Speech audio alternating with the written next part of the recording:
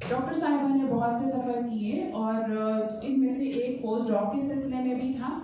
जब वो यूके में थी तो वहाँ पर उन्हें बहुत से मतून हासिल हुए जिनकी तदवीन का उन्होंने बीड़ा उठाया, और उनमें से एक काविश जो है वो 18वीं सदी के 2 नादिर सफ़रनामे के उन्वान से मंजर आम पर आए।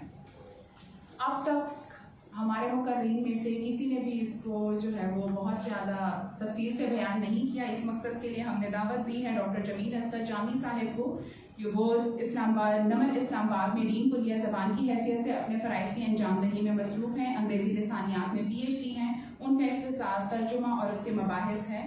अपनी तदरीसी और दीगर खिदमात और कुतुब और मकालात की बदौलत ना उन्हें सिर्फ एहसासात से नवाजा जा चुका है बल्कि वकील बैनुल अक़वामी इदारों और फोरम के रुकन की हैसियत से भी काम कर रहे हैं। मैं उनसे मुल्तमस हूँ कि वो यहाँ आए इस किताब के साथ।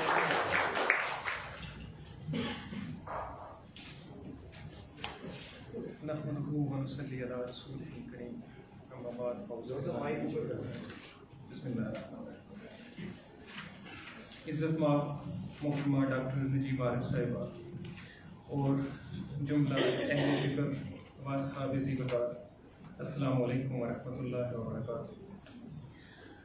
ख़वातीन व हज़रात, मैं सबसे पहले इस पुरवकार तकरीब के मुंतज़मीन को मुबारकबाद पेश करता हूँ। ये यकीनन बड़ी एज़ाज़ की बात है।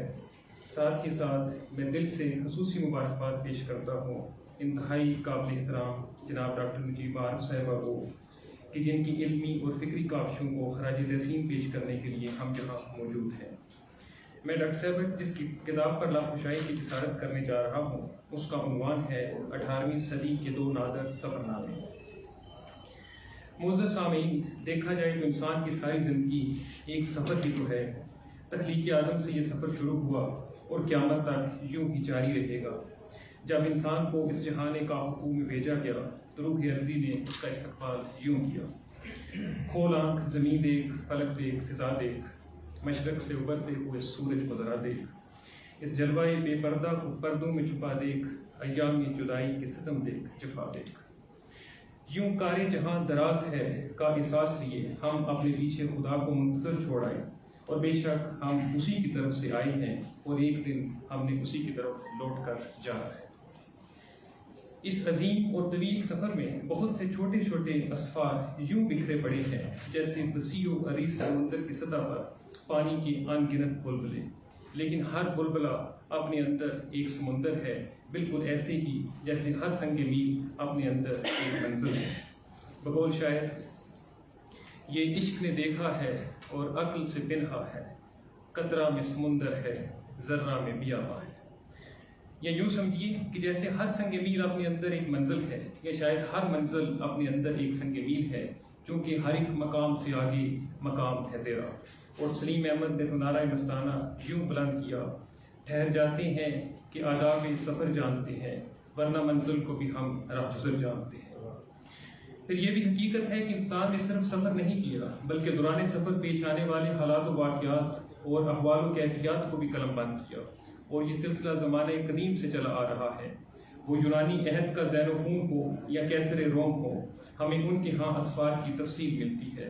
ज़्यादातर इन असफ़ार की सूरत जंगी मुहिम जोई की सी थी, और इनका मकसद दुश्मन के इलाकों और लोगों की बाबत मालूमात को यकजा करना था।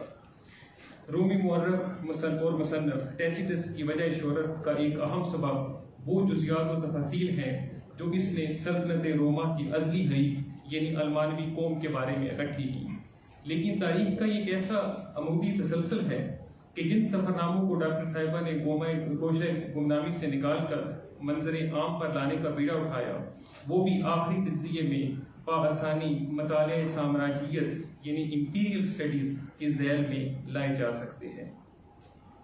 डॉक्टर साहिबा ने इल्मी, फ़िक्री और तहकीकी दुनिया को इन 2 अफसानों से मुतारफ़ करवा कर बर्रसगीर पाक व हिंद में पोस्ट कलोनियल स्टडीज़ के इंतहाई इब्तदाई मगर इंतहाई अहम गोशों को आश्कार किया है।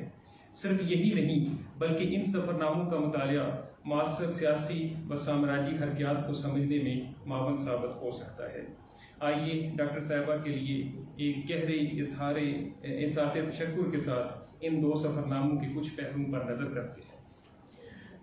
پہلا سفرنامہ بعنوان سفرنامہ روس و چین 18ویں صدی میں ایسٹ انڈیا کمپنی کے ایک مسلمان اہلکار محمد عبداللہ کے روس اور چین کی سرزمینوں کے سفر کا بیان ہے جو اس نے ایسٹ انڈیا کمپنی کی ایما پر کیا۔ ڈاکٹر صاحب نے بالکل درست نشاندہی کی کہ یہ سفرنامہ استعماری مقاصد کے حصول کا ایک ذریعہ تھا اور سفر کی تکمیل پر اس کی رپورٹ صاحبان عالی شان کو پیش کی گئی۔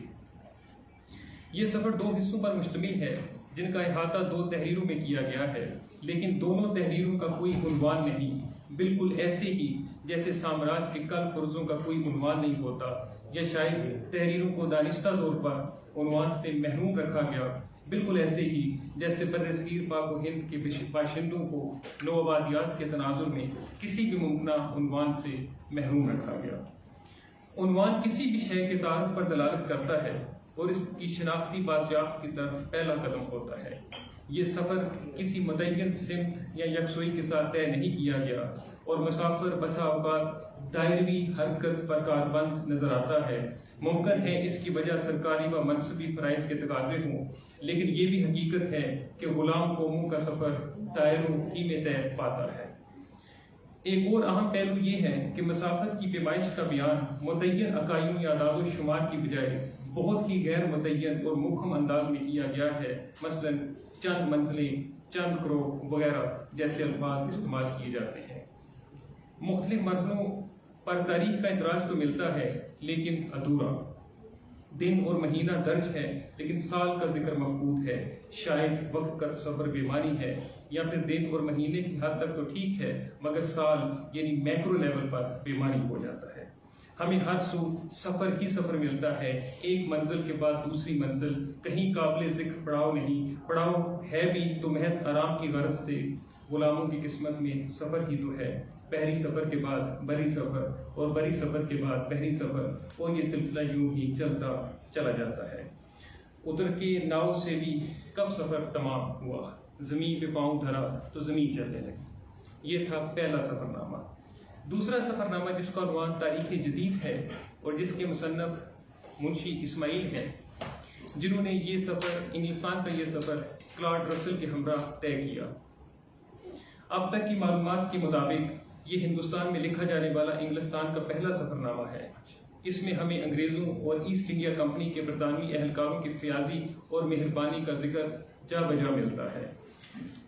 اسماعیل مذہبی رجحان رکھنے والا ایک باعمل مسلمان ہے جو انگلستان کے کعبہ خانوں میں معمول میں روا رکھی جانے والی غیبت کو بھی زنا سے سخت قرار دیتا ہے، لیکن انگریزوں بالخصوص ایسٹ انڈیا کمپنی کے اہلکاروں کے لیے ایسے القابات استعمال کرتا ہے جیسے ایک عقیدت مند مسلمان کسی ولی، کسی امام یا کسی نبی و پیغمبر کے لیے استعمال کرتا ہے۔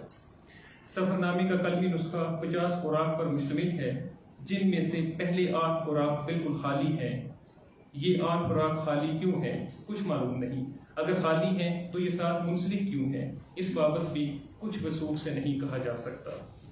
ہمیں مصنف کا ارادہ تو معلوم نہیں، لیکن نوآبادیات کا رجوع زوال دیکھنے کے بعد آج جب کہ ہم اسماعیل سے 250 سال کی مسافت پر گرامشی اور اسپیوک جیسے مفکرین کے نظریات کے روبرو کھڑے ہیں تو ہم یہ کہہ سکتے ہیں کہ غلام قوموں کی زندگی میں ان گنت خالی صفحات ہوتے ہیں، لیکن ان خالی صفحوں کا ثبوت بسا اوقات تقریر سے بڑھ کر کلام کرتا ہے، یا شاید یہ افتادگان خاک کی زبانبندی کی اولین مثالوں میں سے ایک ہے۔ یہ سفرنامہ فنی اعتبار سے پہلے سفرنامے سے زیادہ متوازن اور مکمل معلوم ہوتا ہے۔ اس میں سفر کی تفاصیل کے ساتھ حالات و واقعات اور کیفیات پر بھی روشنی ڈالی گئی ہے، اگرچہ اس کا تناسب اب بھی کم ہے، لیکن ارتقاء میں یہ عبداللہ کے سفر نامے کی کڑی سے اگلی کڑی ہے۔ اس میں ادبی رنگ بہت نمایاں اور جا بجا نہایت عمدہ فارسی اشعار ملتے ہیں۔ نہ ہر جائے مرکب تواں تاختن کہ جاخا صبر بعید انداختن۔ ترجمہ: ہر جگہ گھوڑے سے حملہ نہیں کرنا چاہیے بلکہ بہت سے مقامات پر ڈھال رکھ دینی چاہیے۔ طرفہ تماشا یہ ہے کہ ان دونوں سفر ناموں میں کہیں کسی سیاسی شعور یا احساس زیاں کی کوئی رمق نظر نہیں آتی۔ ہر جگہ ایک تقدیریت کا گھنا سایہ ہے اور اس سائے میں بیٹھے رہنے کو عافیت تصور کیا جاتا ہے۔ حالانکہ یہ لوگ تو سامراج کی اولین خون نشامی کے چشمدید گواہ تھے، انگریز قوم کی بے رحمانہ جلگات دیکھ چکے تھے، لیکن اس کے باوجود نہ سوال وصل، نہ عرض غم، نہ حکایتیں، نہ شکایتیں۔ سچ ہے کہ غلامی میں بدل جاتا ہے قوموں کا ضمیر، لیکن کیا اتنی جلدی؟ یقین نہیں آتا، لیکن ہم شاید کچھ زیادہ ہی حیرت کا اظہار کر گئے۔ کلکتہ کا عبداللہ ہو یا بنگال کا اسماعیل، دونوں انسان تھے۔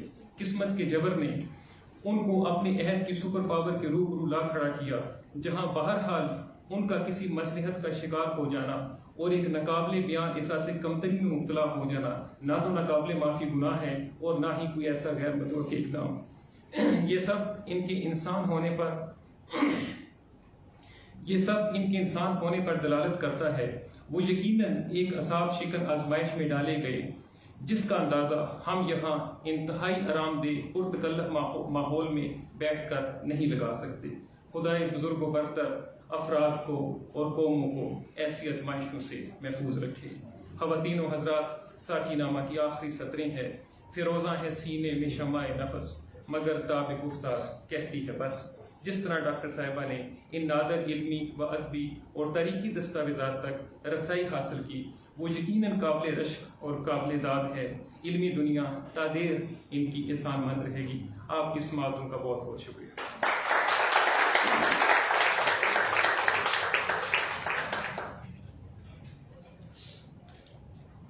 بہت شکریہ۔ یہ تھے پروفیسر ڈاکٹر جنید اصغر جامی صاحب، جنہوں نے 18ویں صدی کے 2 نعت سفر نامے پر اظہار خیال کیا۔